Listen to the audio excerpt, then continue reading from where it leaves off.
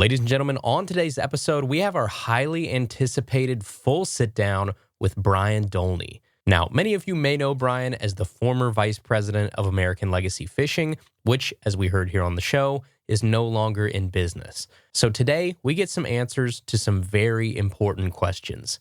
What happened, what's being done about it, and what does it mean for the future? You will get all of that and more on today's episode of Tackle Talk. Hello, everybody. I'm Bill Dance, and you're listening to Tackle Talk.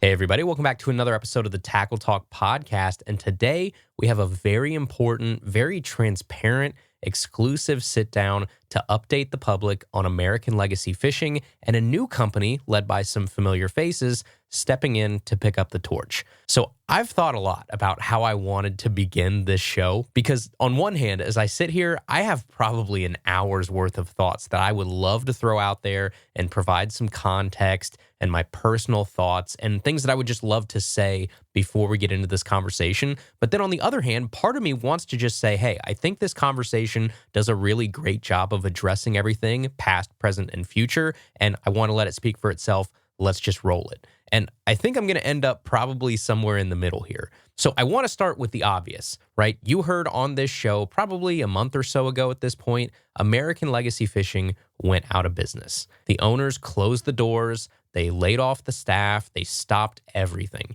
And American Legacy Fishing was our title sponsor for the last 5 years of Tackle Talk. So the team over there of employees, you're talking Brian, his whole crew, were the single biggest supporters of Tackle Talk, bar none. We could not have done the last 5 years of Tackle Talk without American Legacy Fishing. So I want to say that to start out. But then at some point, it became evident over the past couple months that something wasn't right. And I'm sure many of you noticed, I pulled the advertising down off of this show and I just kind of said, hey, I'm going to wait for the facts to come out before I say anything because it's not my business. And I mean that in the literal sense, right? Not the figurative saying that, it's none of my business. I mean, it's not my business. I am not part of that business. I don't know the whole story about what's going on, and it's just not my place to say. But on the other hand, I did reach out to one person over there at ALF that I trusted to kind of shoot me straight on at least the kind of skeleton maybe of what was going on over there.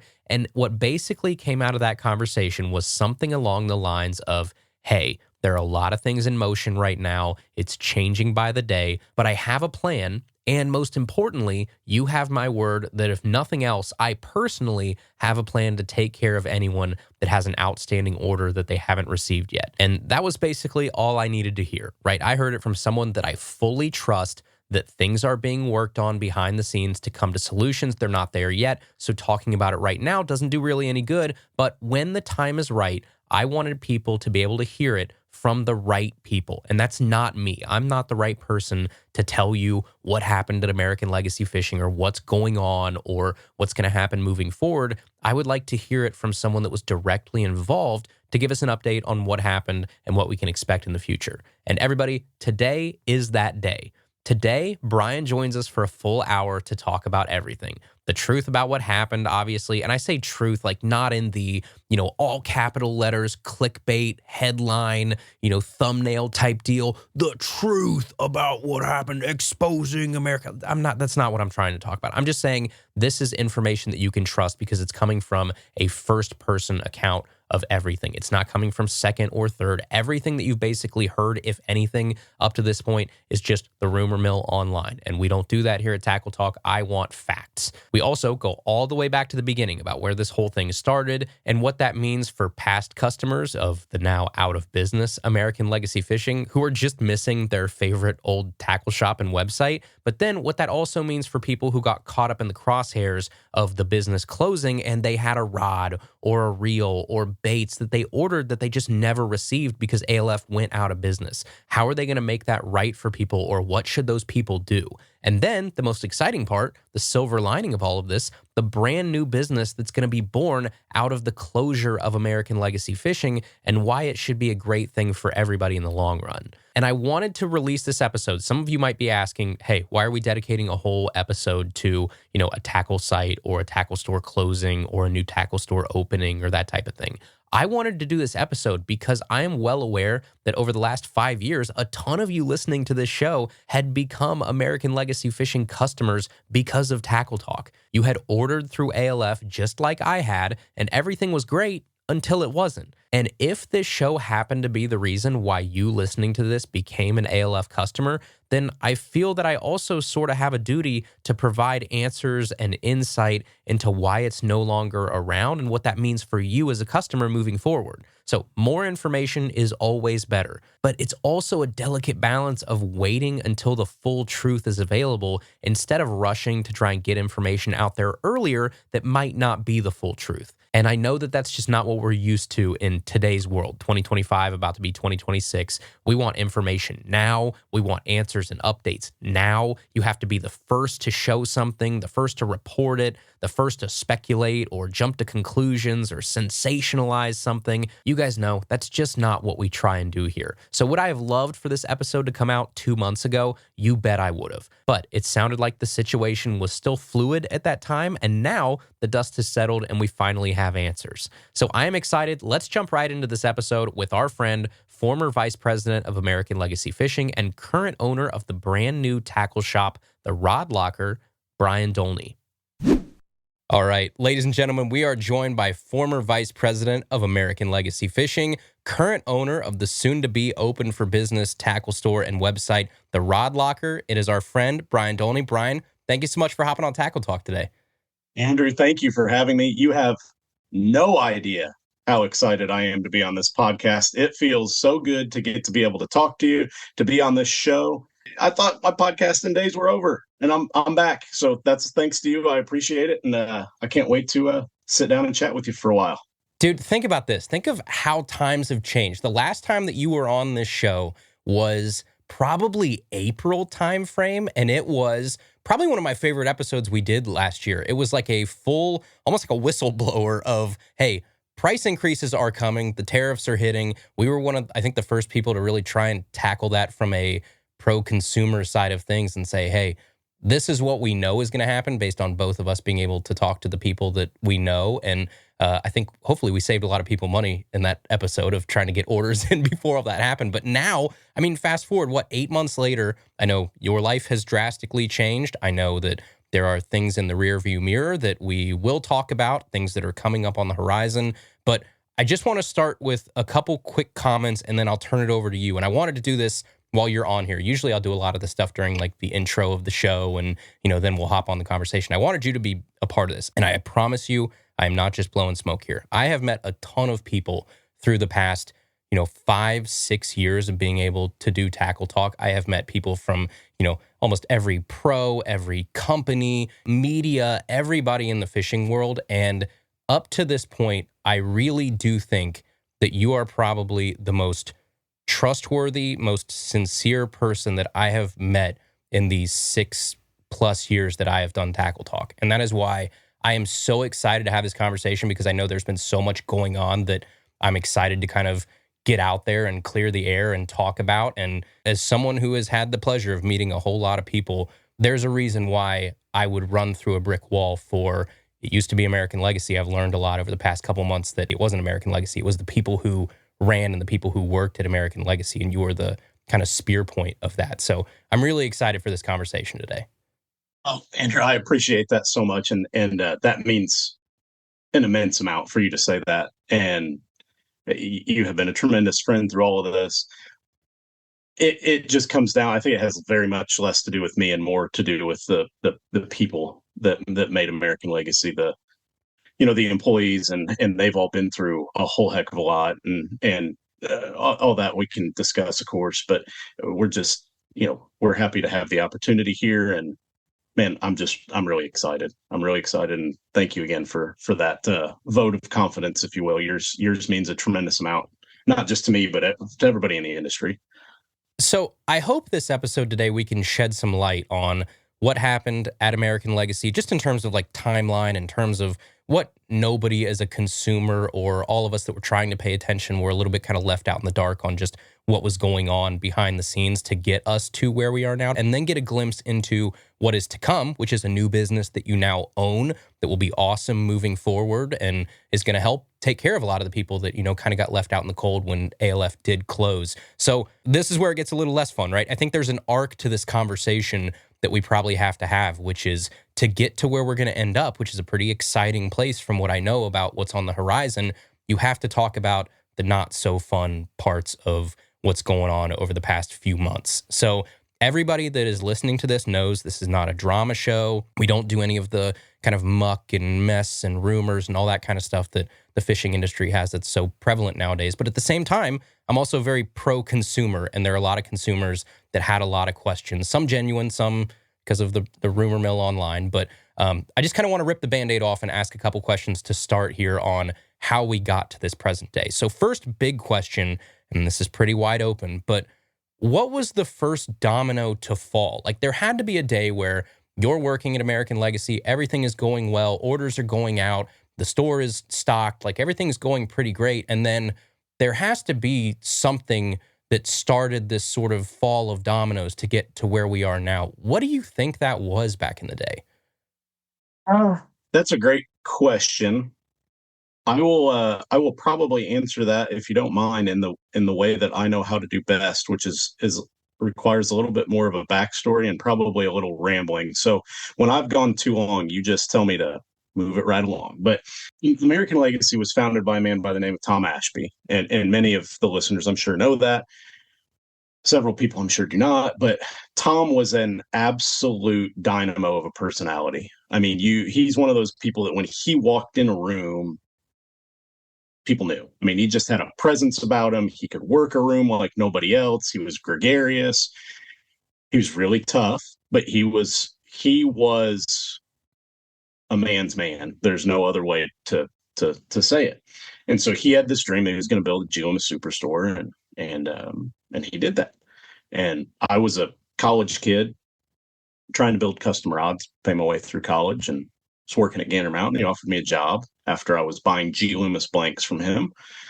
And so I'd worked there for 17 years. Well, Tom was one of those people that he was on top of everything.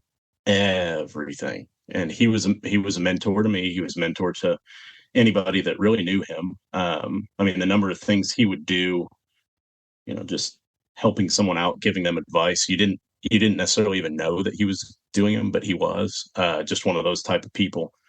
And he had a couple of bouts with cancer, and ultimately one led to his death about 3 years ago exactly. So at end of 2022.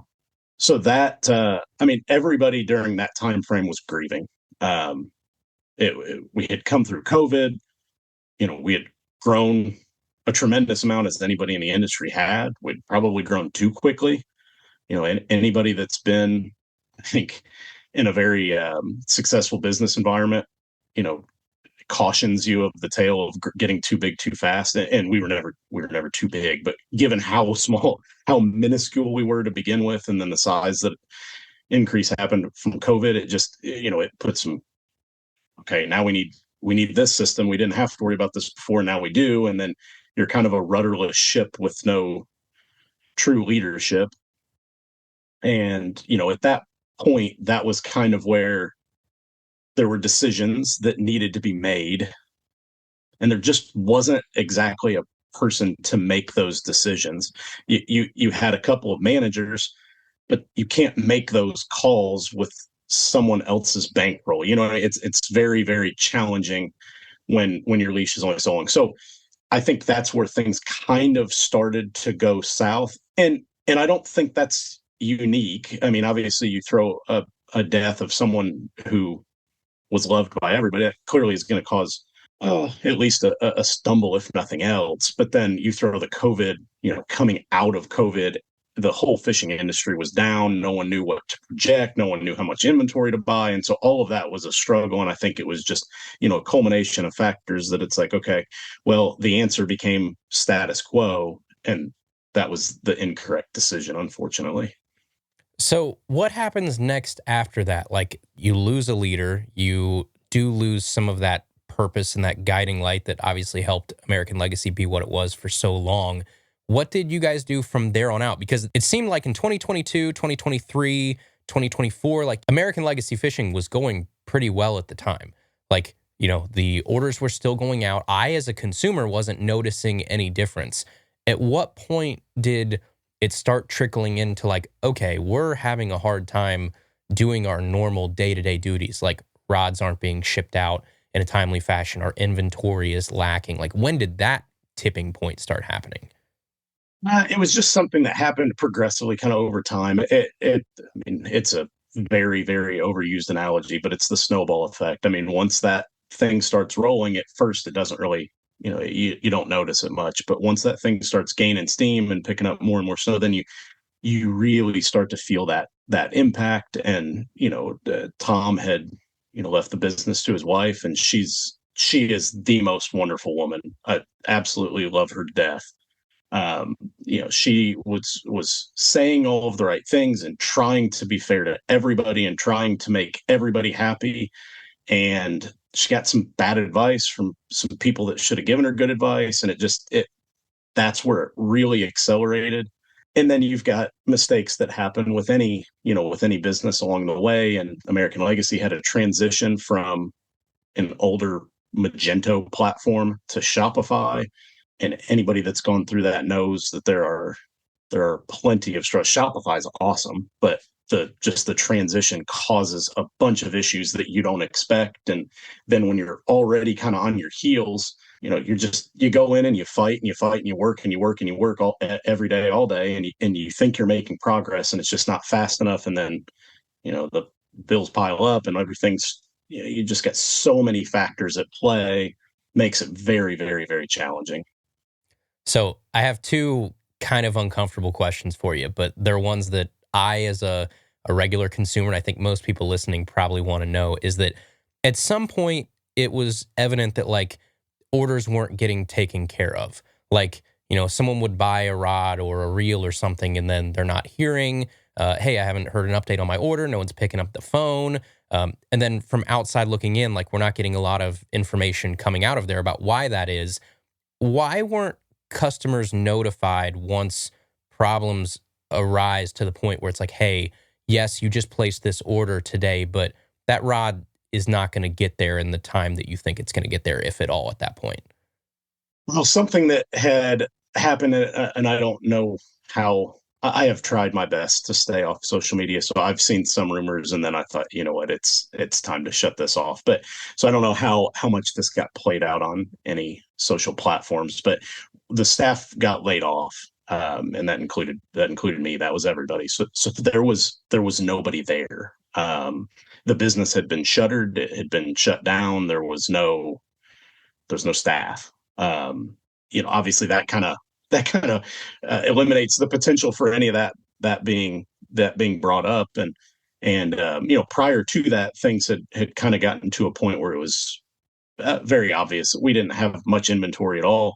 And that whole time, I mean, I think there was a genuine commitment from everybody involved. I mean, we lost, which I think this is a huge credit to the culture of the business that was there. I mean, we didn't really lose any employees through all that. The people that we had were there fighting, trying to work through it. We were in constant communication, thinking, okay, we will get through this. That was the plan. And I never think that there was any intention of not getting through it. I always think there was commitment from everybody that would get through it. I think at a point it realized it was kind of, maybe a little bit bigger of a bite than could be chewed up. So that was ultimately what happened. Business was shuttered, no employees, no one to handle any orders or anything of that nature. So then whose job is it at that point to shut off the website from taking future orders? Like, because that was something, there was a little bit of an overlap, it seemed like, where, yes, the business is shuttered and there's no one here really to help you, but at the same point, the website is still up and running and somewhat functional. Why wasn't the website shut off? It probably should have been.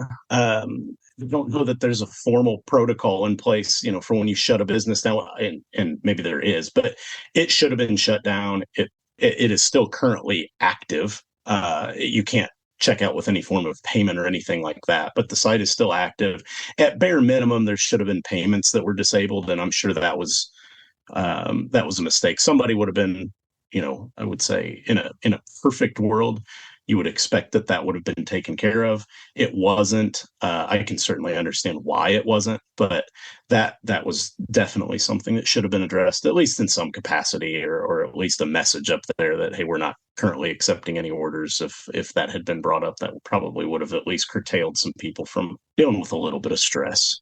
So, like in a situation, we're going to get to it in a minute, that there is hopefully a fix on the horizon for these people. But in a world where there's not, where you don't exist, where what we're going to talk about in the second half of this episode doesn't exist, what are people like? What's the protocol for someone that did order from a website like that? Like a website goes out of business, a company goes out of business, you order something, you don't get the goods. Like, are you supposed to just dispute that with your credit card or your bank? Or how does that typically work? Like, if there is not a Brian Dolney there to help down the road? Yeah, I mean, the first thing that every consumer should do if you get into a situation like that is dispute it with a credit card company immediately. Obviously, that becomes a slippery slope in any major thing that can get abused, and that's obviously a very painful thing for businesses. But in a situation where you're unable to get a hold of anybody, that's the first line of thing. Other than that, I mean, customers are the ones that end up paying if a company goes out of business like that. It's unfortunate. It's ugly. It's very, very disappointing. But nonetheless, I mean, there's very little recourse. I believe the consumer does have some options in a situation like that, but they're fairly limited. And from what I understand, it seems like they're difficult to execute any sort of resolution to. So it's just an unfortunate situation all around if you get into a position like that. And I am very happy to say that I don't believe anyone stands to lose anything from this particular closure. So that starts to hint at what is on the horizon then here too. So maybe a month ago, you released a statement. It was the first thing that we had kind of heard of, just an update on what had been going on. We played it on this show for people. We did a bonus episode so people could hear that and kind of get that amplified a little bit, that there's some exciting stuff on the horizon, which is that the Rod Locker will be opening very soon. Can you tell me, like, how did that transition happen? How do you go from, oh my gosh, I've worked at this place for 17 years, I just got laid off, the world is on fire at this point because I have people that have ordered rods and reels that haven't got them. No one's heard from us in months. Like, behind the scenes, you've had to be quiet and you can't say anything because you're working on stuff, obviously, that the public can't know about at the time, but hopefully will make sense in the long run. How did that time frame work out? Or how did you decide, hey, I want to pick up this torch and I want to start my own thing? And how do we get to today? Well, I've been spoiled for 17 years, and really it's 20 years because I did work at Gander Mountain in high school, so in the fishing department. So 20 years I've worked in my working career, and other than refereeing soccer games, the only jobs I've had have been in the fishing industry. So that means two things. One, I'm very, very spoiled. I get to talk fishing all the time. Two, I don't know how to do anything else. So that left me with an option. Okay, I've done this for 17 years. Had a decent following, loved what I did, couldn't see myself doing anything else.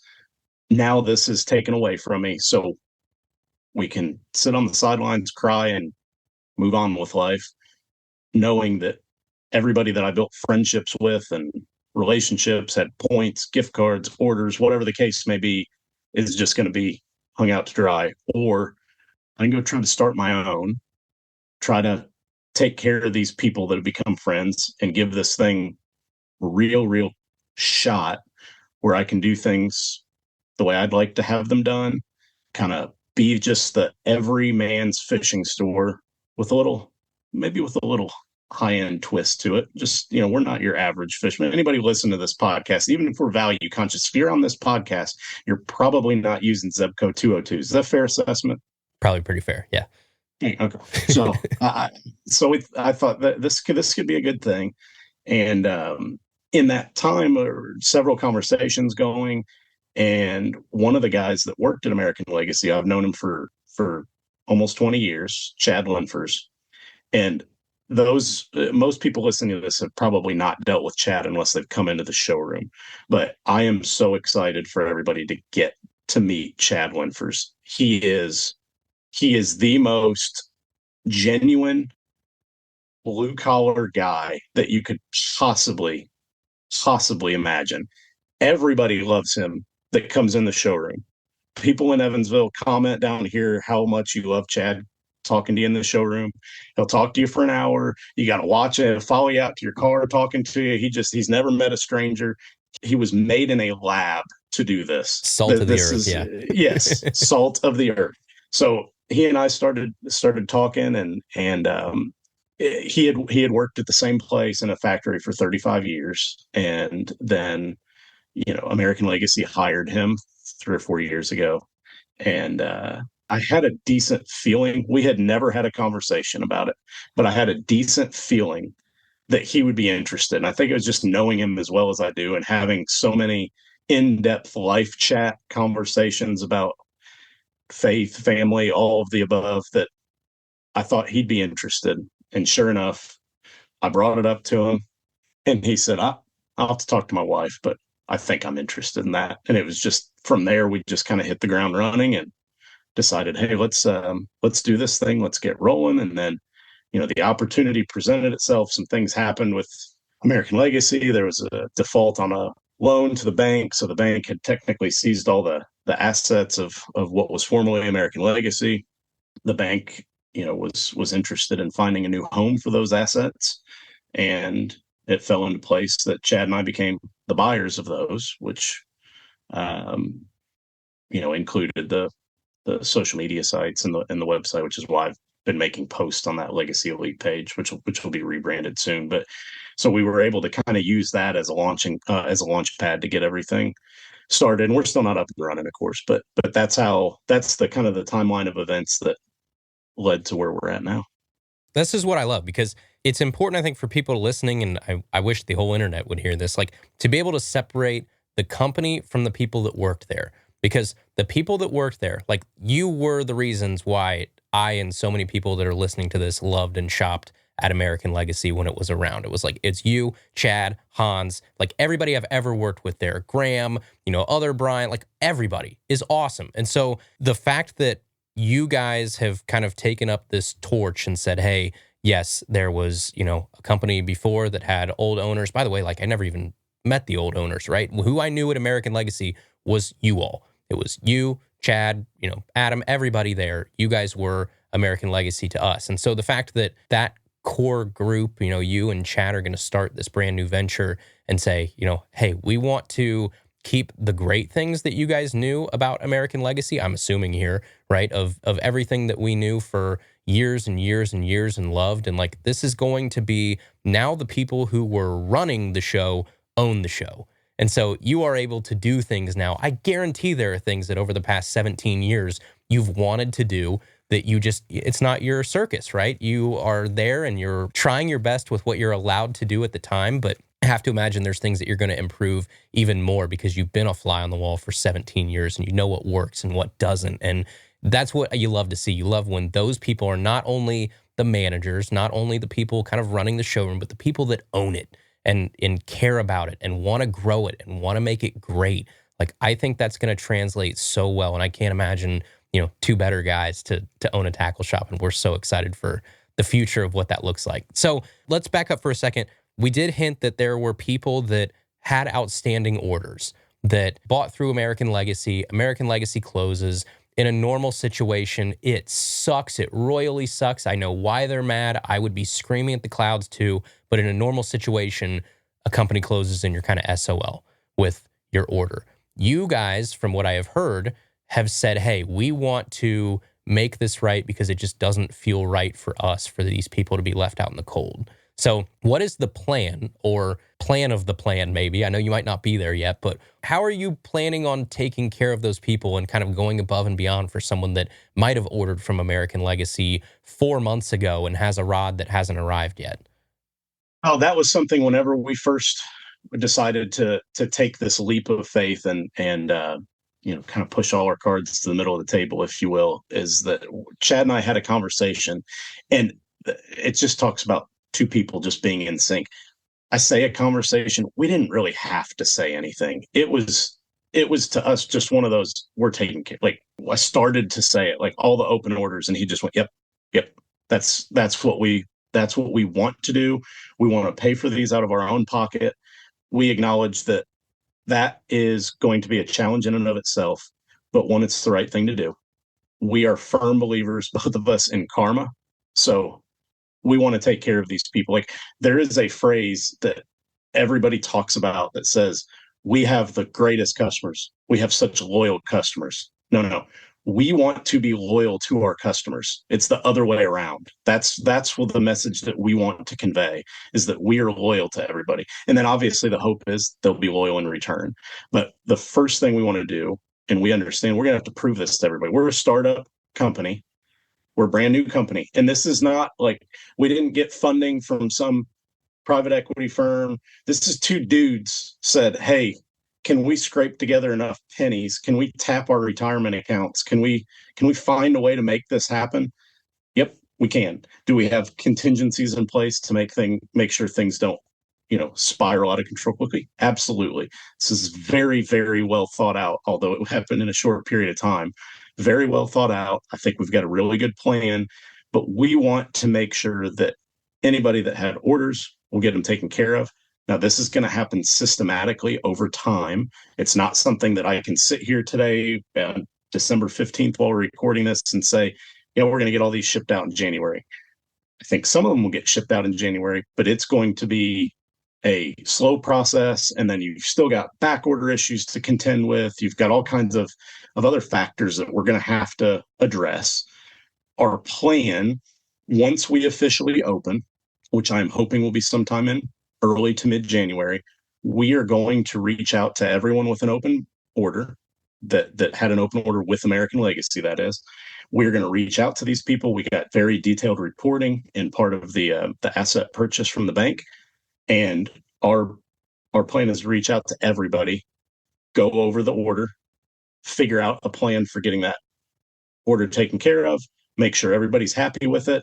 And it's very important here that the sales numbers, our sales for the rod locker are $0. So there's none of this that can be refunded.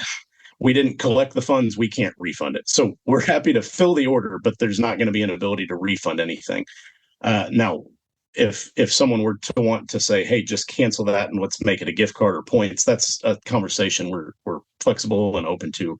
But we won't be able to do anything on the refund side, but we will be able to take care of those. That is absolutely our intention. And along with that, our intention is to honor any gift card that was purchased from American Legacy Fishing. Our hope, and this is something I can absolutely not promise, but our hope is that we can honor anybody's points balance from American Legacy as well.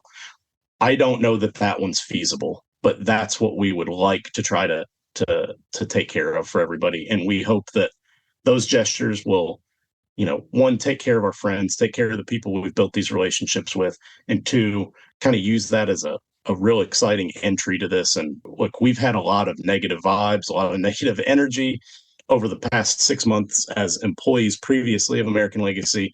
And to just have a feel-good thing is like, I think everybody, myself, Chad, the customer, everybody needs that. Like, let's go out start this thing on a high note, get everybody feeling good, use that as like just a total excitement to get this thing started. And I think that's the right way to do it. And that's what we're going to try to do. And I can't wait to start getting these things out the door. That's what we're focused on right now. And I can't wait. One thing you said there too, I just want to make sure people understand this. You were talking about, yes, it's two dudes that are starting a company that are scrapping this. There's no private equity. There's no, angel investors. There's not anything like that. And these are two dudes scraping those pennies, tapping retirement accounts that have also been laid off for months and have families and have kids. And I know you don't want to talk about that and you're too humble to say it, but like, this has been a super hard time on you too. And I know it has. And I know sometimes it's hard to separate the face of the company that you once knew from the actual company itself. You guys got screwed more than almost anybody in this entire situation. And what are you doing? You're taking that, and from what you just told us, you are saying, hey, out of our own pockets, out of our own money, which we've made $0 from, by the way, we're going to make sure that we're taking care of people that were kind of screwed over by our former company, who also laid me off, and, start this off on like a super positive note and try and honor all the gift cards and the points and everything. Like that right there is why, again, I want to be a part of, I want to support, I want to help in any way that I can this new venture, because you guys are the type of people that, like, if I want to buy a rod, I can buy a rod from anywhere. That same X Pride is going to show up at my door, whether I buy it from, you, from Tackle Warehouse, from Omnia, from Fish USA, from whatever. But you guys are the people that it goes to, that it helps, that you support. And I think that's why I'm so excited for this new venture. Is like the people that have been the best parts of the best place that I loved for so long now run the show and own the show, and it gives you even more of a reason to support this with all the circumstances that have happened. Yeah, that's again a huge message and a huge appreciation for you saying all of those things, and I happen to believe it, although I don't believe it has very much to do with me at all. I think it has a lot more to do, honestly, with Chad and Hans, who we've already hired, Jacob, who we've already hired. I mean, these are two guys that there's no. I told Chad and I told my wife, I'm not doing this without Hans and Jacob. Like there's no freaking way. I mean, Jacob is, when I need advice on a rod, I ask Jacob. And that's what that is, he is the most technical dude you're gonna find. He does a lot of the behind the scenes stuff. If he says he's gonna do something, it's done. Like, you don't need to, there's no follow-up required. If he says he's going to bring you a bottle of water in the morning, he'll bring it. If he says he's going to bring you $5, 3.5 months from now, you have $5 sitting on your desk. Like, he is top notch guy. And then Hans, anybody that's talked to Hans on the phone, you want to talk about a guy that could, what's the saying, sell ice to an Eskimo. He's incredible in it, but it's all genuine. It's just, you want to talk about a dude with a vigor for life. Like, American Legacy hired Hans, and it like literally improved my marriage. Like, he's just so energetic and positive that I came home and was more positive. Like, he's that type of guy. You can't be mad when you're around Hans. He's got too much positivity. It's great. So these guys are just unbelievable to have worked with them for, Jacob over 10 years, Hans 3 or 4 years, and now to know that they are, the first 2 employees of the Rod Locker is a really special thing. And you mentioned something about getting screwed in this, and I don't view it that way at all. The Ashby family was way too good to me for 17 years to ever say that, and I don't feel that way at all. I mean, 0.000% at all. It's just an unfortunate situation that manifested itself when it probably didn't have to.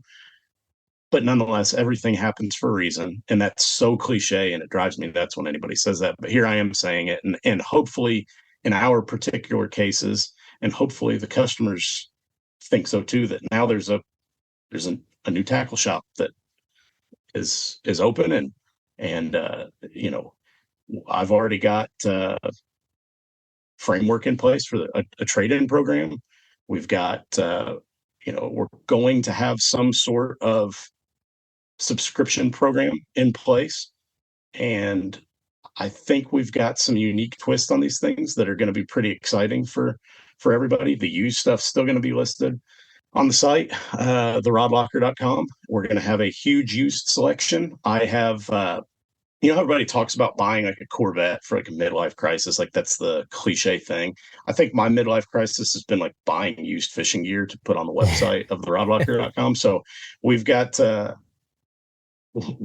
few pieces of used equipment, and it's not enough. The inventory as a whole, it's not enough. It's not what people who shopped previously at the old company are used to, but we've got a plan to systematically increase this over time. So all that we'll ask is be very patient with us in the early days. This is something that, again, we goes back to the same thing. A couple of dudes doing something. This is a startup. It is a brand new company. It's going to take time to build this up, but we have a plan. I think it's going to work very well. And I know we've got some awesome customers that are excited to buy from us. And I've gotten tons of messages. The support's been overwhelming. The number of people that said that I look awful in the video that I did is also overwhelming. I asked my wife, it's like, is it really that bad? And she just looked at me and was like, oh, no, it's not that, which means it is. So we're working on that. But hopefully the negative stress is behind us. Positive stress is in front of us. Onward and upward. Okay, so I think we're at the point in the conversation then where we get to have fun. We get to talk about the future and talk about what this new venture looks like. And I've got some questions, right? Because I am a tackle nerd. I love this kind of stuff. You had me at New Tackle Shop. What have you learned over the past 17 years when you previously worked at American Legacy that you want to take into the Rod Locker in this New Tackle Shop that you maybe want to do differently? Like, I know there's a lot of great things to carry over that you probably learned that everybody loved about American Legacy back in the day, but is there anything that you want to be like a defining difference between that old business and what you guys are currently starting?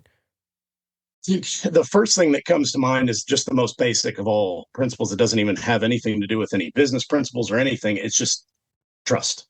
And that trust doesn't come from, oh, I don't trust those guys, because I don't think that's going to be an issue. I think it comes down to trust that if I, as a consumer, place an order and they show it in stock, that's in stock. And not only is it in stock, it's shipping now.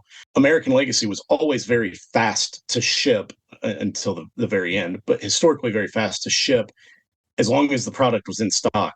But that company dealt with inventory issues all the time. And it was one of the biggest challenges that as employees we faced every single day.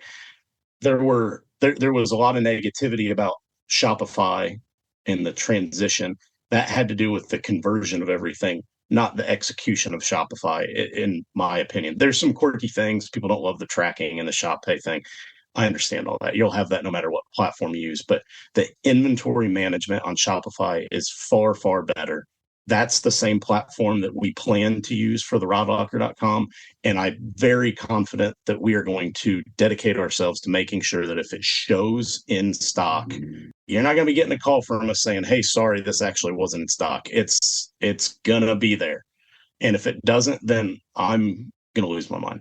But that's the number one thing, is if it shows in stock, it's shipping right away. The other thing I would say is that picking a lane is very important. And what we are good at is rods. And when I say we, I mean myself, Jacob, Hans, Chad. We geek out about rods and reels. And so our goal is to make sure we have as many of those as possible. But we also want to make sure that we have a robust tackle selection that isn't sporadic, or we want it to be comprehensive. And I don't mean that we're going to stock every SKU of everything, but you need to be able, as a consumer, you need to be able to find every style of terminal tackle that you could possibly need. We need to at least have that represented.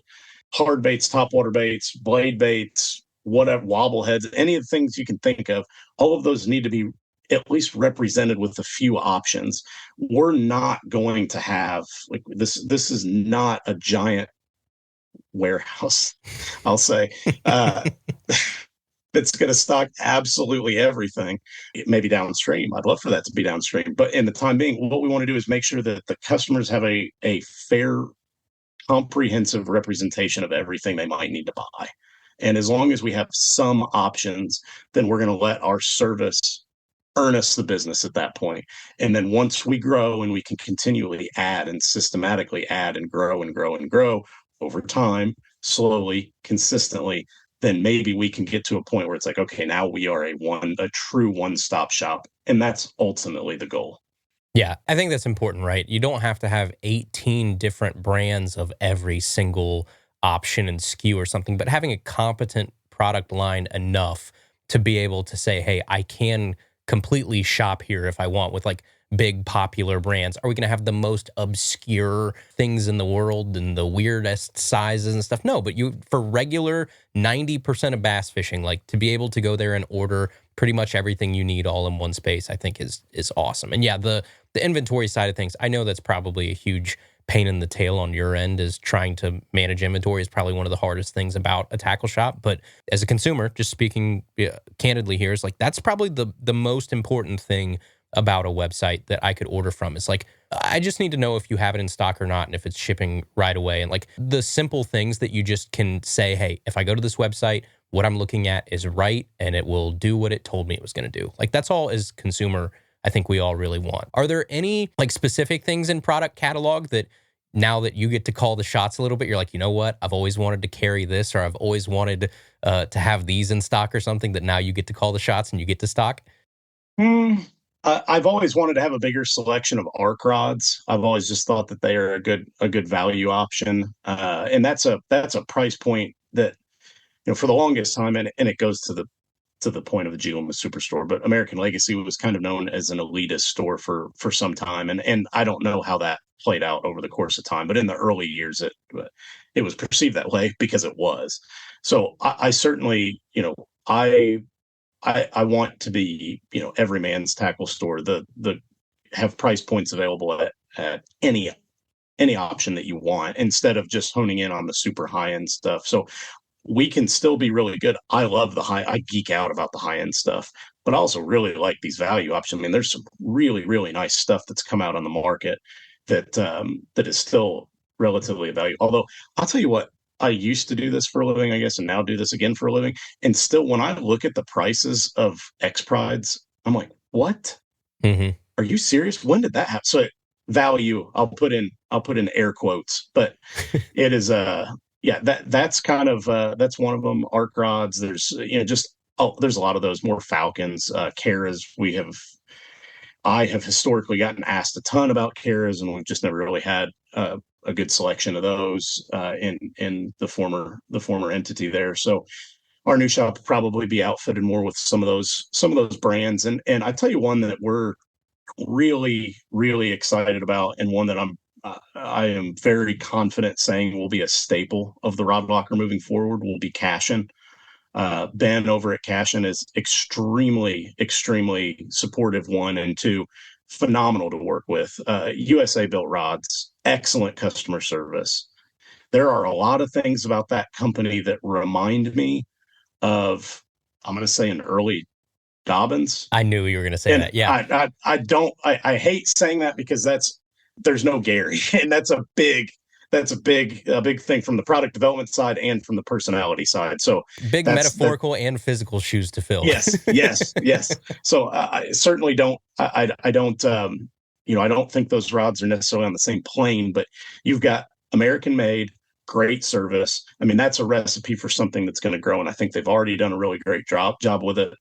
I've heard a ton of positive feedback on those Element Z2 rods. They're impressive for the money. For a rod like that, I think we're kind of planting our flag on them being a serious contender moving forward. I have my first Element Z2 on the way to me right now. Like, I bought one last week, and finally I was like, I looked at them at ICAST last year. I've had my eye on them forever, and finally I was like, I got to see what this is about. $129 MSRP. You can find them on sale every once in a while. I picked one up, and I was like, I just got 7.3 medium heavy fast. I said, I'm going to put this thing through the ringer, because if it is even half as good as I hope it is, for $129 for a USA made rod, like, they've got videos of them on site, with the blanks and with everything they're doing there in-house. Like, it's awesome. I've always been very cautious of Cashin because the only rod I ever had before that was the one that has, I can't remember what it was, the Icon maybe, the one that has a tweed grip on it. It's got like the woven grip, and I just hated the grip itself. And so I was like, I can't do this. And then they came out with the $129 cork handle, and I was like, okay, I can get behind this. Let's give this a shot. So I'm excited to try it out. I think it's a good call. Yeah. I'd also be, I'd be totally remiss if I didn't mention St. Croix in that too. And, they have been extremely supportive through this. The guys over there, just phenomenal people. I mean, just great people. You've got, and obviously the more inexpensive rod are made in their Mexico facility, but the majority of the higher end leaning rods are all USA made once again. The legend X2s feel incredible. Like that is a very, very impressive stick. And so with those guys' support and with the quality of the product and kind of that USA made theme, which will be something that we do, plan to lean pretty heavily on, is try to really focus on those USA made products. I think they're going to be a big player. And then Bates Reels too. Another company that like Cashin, very, very good service. I mean, Kevin over there is a phenomenal guy. Customers have called him directly, and he's called me to try to get things taken care of. I think that reel market's really, really hard to crack into. I mean, look at, Arden. That didn't work out so well. There's been several others that have tried. It's a tough one to crack, and they're doing it the right way. And I really like their products. I mean, they're impressive. They're really nice. They've come out with some price point stuff just under $200 or right at $200. Like I think they're here to stay, and I would expect to see a pretty strong offering of their products at the Rod Locker as well. That's cool. I like also the St. Croix call out too. The black bass rods are good. Like, oh yeah, they're great rods at the price point. And I love, the X2s, they're expensive rods. Of course, they're very high end rod, but I love that they kind of modified that Trigon handle a little bit because I didn't like the original Trigon when it came out on the Mojo. And I think they heard a lot of us that were like, hey, this is a little too boxy, a little too, they refined it. And when I went and talked to him down in Florida, he was like, yeah, we obviously listened to, all the feedback and everything. And we tried to keep what we were going for with the Trigon handle, but listen to some feedback, round it out a little bit, make it a little bit more ergonomic. And when I picked that rod up, I thought I was going to hate it because I saw that it had a Trigon handle, and I picked it up and said, this feels completely different than that Mojo that they came out with a couple years ago. And it's an awesome rod. If you'd have told me I would have liked a Trigon handle rod 2 years ago, I would have told you were crazy. All the stuff they've come out with, the Victory rods are really nice. The physics rods are great. I don't love the handle personally, but the actions are great. Yeah. It doesn't matter. No one will buy them, but I still love them. There's a 7-foot medium heavy moderate fast that's like the best spinnerbait rod that I have used, and it's the perfect action, at least for our dumb spotted bass on the Ohio River, throwing a 3/8 ounce willow leaf spinnerbait. It's absolutely perfect. It loads perfectly once you hook them. I love that rod. So they've been doing great. And then obviously, we'll have the core staples, mega bass. I'll tell you a funny one. You'll get a kick out of this. So I'm used to, over the course of 17 years, there is always new stuff, cool stuff coming in. And the same thing happens. A box gets delivered, and then all of a sudden, magically, everybody's in the warehouse. Oh, what's going on? What's going on? It's like when someone brings donuts to the break room, but it's new product. So everybody's back there looking at them. And just the other day, we got our first shipment that came in from Mega Bass week and a half, 2 weeks ago, whatever it was. And to get to feel that again, it's a stupid thing, but it just was like, man, this is freaking awesome. Like Chad and I are sitting there salivating over not even new baits, just baits that have been out, but we finally got some, and it's like, oh, this is great. So it's just to be able to see that. And then those we got a small batch from St. Croix, those Legend X2s. And at that point, Jacob and Hans were back with us, and it just seeing the effect that I just talked about with, oh, everybody's up out of their seat from the computer, getting everything arranged in the showroom. And now all of a sudden, boom, we're unboxing new stuff. It's like, man, that feels awesome. It's like intoxicating. It's so yeah, we're excited about everything coming in the doors. That's awesome. So what percentage, obviously this is going to come out next week, but right now as we talk, like what percentage of the way do you think you're there in terms of like having things stocked and being where you realistically want to be to feel comfortable opening at a good showing, like having a good product line?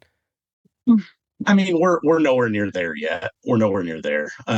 But we're making substantial progress, and we're getting shipments couple times a week, maybe even a little bit more than that. So, I mean, we had some line show up today. We're chipping away at it, and we're getting there. And, getting set up as a brand new company it's a pretty involved process, and it has taken a lot of paperwork. And I don't necessarily love paperwork. Here's a weird question then. We always like complain that the fishing industry gets smaller and smaller in terms of like how many giant conglomerates own all of these brands. From your life right now, like having to set up as a new vendor and all of these new relationships and everything, like is it nicer for you at this point where it's like, hey, there's the GSMs and Pure Fishings and people of the world where like I can knock out 12 brands in one, or is it harder? No, it's harder because it's harder to get in touch with the person that you need to get in touch with to get set up, and they also move much more slowly. So that's the struggle: is you can get everything filled out, get going, and lose is another one we get asked. I get asked all the time about carrying more lose reels. So the Rod Locker will have more lose products without question, 100%.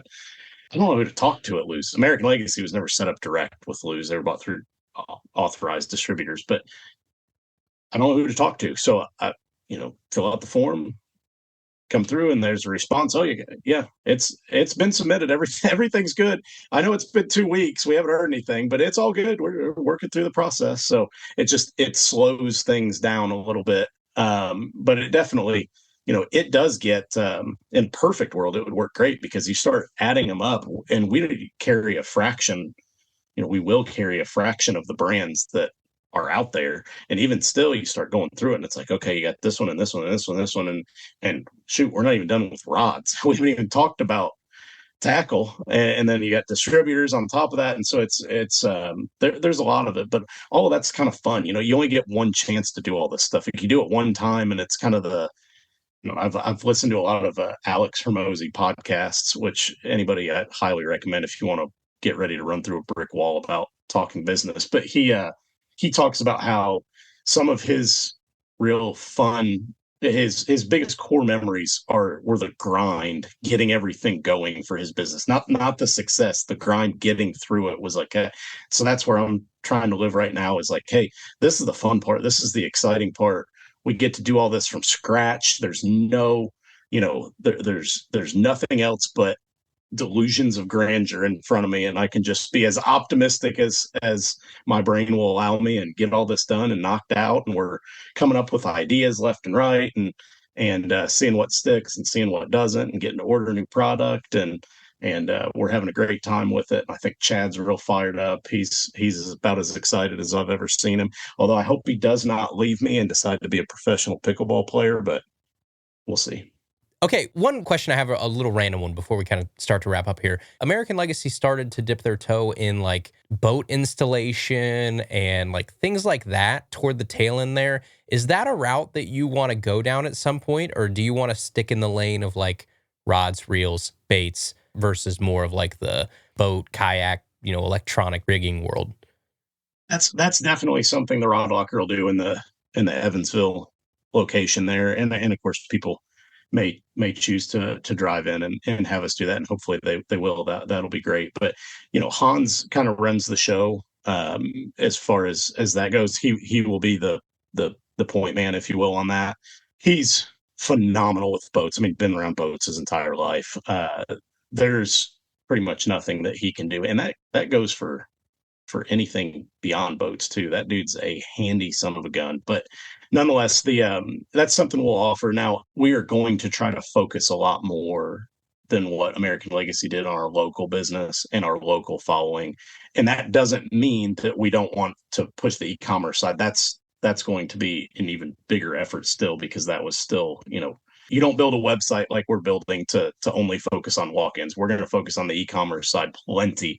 But we do want to be a lot more involved in the community, a lot more involved in that local Evansville area, because there just, quite frankly, aren't a lot of good places to, and I should be careful the way I word that. There are not a large quantity of tackle shops in the lower Midwest like we are. And so it's one of those, you don't want to be a business that just exists. You want to be involved and kind of woven into the fabric of that community. And that's not something that we ever felt like we were with American Legacy. And so to me, that's something, and I probably should have mentioned that earlier when you asked what is there that you really want to do? And it's that we want to be involved in the community, and hopefully that community can kind of spread wider and wider. So we're able to, get involved in more things, not just in Evansville, but across the whole country. So yes, to give a very long-winded, rambly answer, yes, we will do installs. What else should we know? Like, what should we keep our eye out for in the coming weeks, and rough timeline on what you're looking at? I know you threw out some things like maybe mid-January is the time we should start paying attention to things. What's like the grand overall rollout here looking like, or what should we keep a look out at least? Like if it's the website, if it's social media, if it's, news releases or some sort, where are we going to see the updates at? So all of the American legacy sites were social media sites, like I mentioned earlier, were part of that acquisition of assets from the bank. So we're going to convert those over to the Rod Locker as whenever the timing of that is right, which I feel like is probably going to coincide with whenever the website goes live. I am pretty confident that sometime in January that's going to happen. Mid-January, I think, is fairly comfortable. Is there a world in which that happens sooner? Yes, absolutely. But a customer I've dealt with for a long, long time gave me a piece of advice that says, hey, it's that old saying, don't rush to failure. And we're trying to do with the blend of, hey, let's go as fast as we can. I mentioned earlier, our sales are $0. I'd love for them to not be $0. So let's do that quick. But we also don't want to be reckless, and we don't want to put a product out there that doesn't meet up to our standards and what we want. You only get one shot at a first impression, and it doesn't matter how much people are rooting for you, how excited they are. If you don't deliver, then you failed. So we want to make sure we deliver right off the bat, and it's not something that is like, okay, yeah, well, it's good enough, we'll get it live. We want it to be right. We know we're not going to have an overwhelming amount of inventory, but we're going to make sure that there's at least, hey, you can see that there are substantial offerings here. There's a bunch of used stuff. That's what everybody gets all geeked out about. So I think we've got a pretty good spread there, and we're growing it every day. And I think we're probably looking at January, even though I'd love to say sooner. I think mid-January is a good target. Now, I will try to keep everybody in the loop as much as possible. I have only made commentary on the Legacy Elite Facebook page at this point, which again will be renamed. I need to just rename that. Saying that out loud, it's got to change. So I will probably try to go ahead and send out a message on some other platforms here in the coming weeks. I'm excited. We got a logo that I love. It looks good. I'm ready to get some merch. I'm ready to get some. I'm ready for all of it. I'm so excited to be back in the loop, if you will, and get to talk to all these guys we've made relationships with over all this time, and start delivering some excellent service on some fun stuff. Buying fishing gear should be fun, and that's what everybody at the Rod Locker is going to focus on. Is, hey, this should be a fun experience. We want our customers to be like, those are just normal dudes. They're like us. They're just dudes that like to fish. That should be our motto. That's all we want, right? We're pretty simple creatures as anglers. Like, I want someone that's like me to buy my gear from. If I have a question, I can call you. It was really cool to see the feedback from people once you did that first announcement, because like you said, when people are in the dark at the beginning, everybody's murmuring and there's a lot of uncertainty and no one really knows what's going on. And then the second you make that announcement, it's like the floodgates open. We've all been here waiting to just hear an update on, what's going on, what can, we look forward to in the future. And the feedback that we've got since we've dropped that episode that had your remarks in it has been like 100% positive. Everybody's ready. They say, keep me in the loop. Let me know when they're open. I can't wait to support those guys. They were great to me, for 5 years that we heard about you on the show. And we obviously knew something was up when, orders started being a little shaky there, and we can't wait for it to get back to what it was. Great. Awesome. And there's one thing I think the listeners need I need to say it real quick here, is that obviously this isn't something where the day that I made that video and when you released it on the audio feed there, it's not like that was the day that all of this transpired. Obviously, I'm sure everybody knows that. So Andrew knew that I had intentions of taking care of everybody's order. So there were a couple of comments, and I see them. I tried to stay off, so I still saw all of them, where Andrew kind of took some collateral damage there.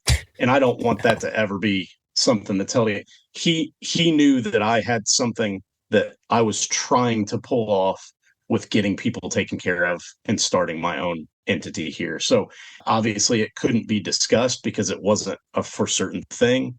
And I would just want to make sure everybody knows that was there were reasons that he kind of just laid low. So I want to make sure that everybody's very clear on that, and that he's been an unbelievable partner through this. Some guy at ICAST one time when I first met him, met this guy, not Andrew.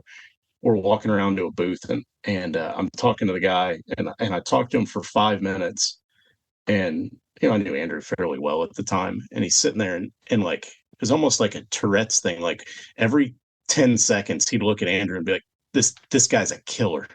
This guy's a killer." And I'm like, man, I mean, I love Andrew too, but dude, come on. And after going through what I've gone through, and the encouragement from this guy and the loyalty from this guy and everything, just like, dude's a killer. I mean, he's the real deal. So they don't come any better than the dude that invited me on the show today. So thank you for that, Andrew. Well, now I'm severely uncomfortable because I don't like compliments, but I appreciate it. It's a testament to you guys, because as the entire internet is going into like World War III mode here, if you text me and you say, hey, I'm working on something, my intention is to get everybody taken care of. I said it at the beginning of this episode, like, you are probably the most straightforward, trustworthy person that I've met in fishing to date. And if you say, I have plans to take care of these people, then I believe you. I don't care what else I see on the internet. I understand that I've heard it straight from the only person I needed to hear from, which is they are working their best to try and get this taken care of. And everything that I have ever known about this dude from day one is he does what he says he's going to do. So there was never another option. These are the people that I have loved working with and loved buying from and loved waving the flag for years. And when that goes one way, but the person and the people that made that place special in the first place have a new venture, sign me up. I'm first in line. And I think you'll have a lot of people listening to this that will be in that same camp. If any of you guys, if you have any questions, or if you want to simply, like I said, we got a very detailed record of everything. So as a consumer, you don't need to do anything if there was an open order with American Legacy. So we'll have all of that. And anybody that filed a chargeback, we have all that too. So obviously those are excluded because those customers have gotten their money back. But if you want to simply touch base with me about your order and just confirm it's in the system, or just, reach out and touch base, you are more than welcome to email me. It's bdolne@rodlocker.com. So that's BDOLNE at rodlocker.com. Or you can just friend request me on Facebook and send a message. Just if you do send a message, it helps. I try to check my pending messages, but it helps if you send a friend request first. It seems like Facebook Messenger likes that a lot more. So Brian with an I, Dolne, DOLNE. I'll try to get back to you as quick as I can there, and more than happy. Please do not hesitate one bit to reach out to me on those platforms. Well, Brian, we appreciate it. I know, obviously, some of that stuff is not as fun to talk about. The rest of this is. Thank you so much for stopping by. We wish you nothing but the best. Can't wait for the Rod Locker, and we will be in line to be customers when you open up. Sounds good, buddy. Appreciate it.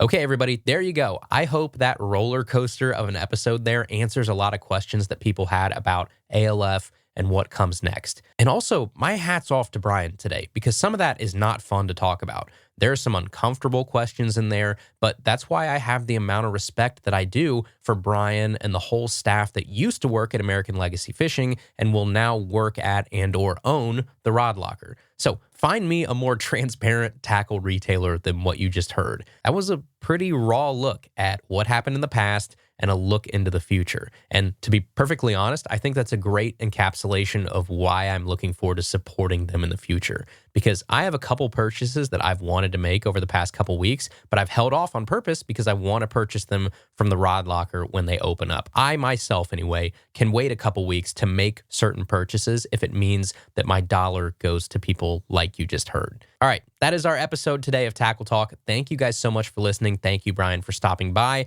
I appreciate each and every one of you. I hope you have a great Christmas, a great holiday season. We will see you back here next week for our annual New Year's resolution episode of the Tackle Talk podcast. Get excited. That's always one of my favorites. We will take a look at some things that I think you can do in 2026 to have a more rewarding, a more successful fishing season. As always, you can find us on the internet, tackletalkpodcast.com. Find us on Facebook, Instagram, YouTube, all that good stuff. And we'll see you right back here next Tuesday for another brand new episode of Tackle Talk.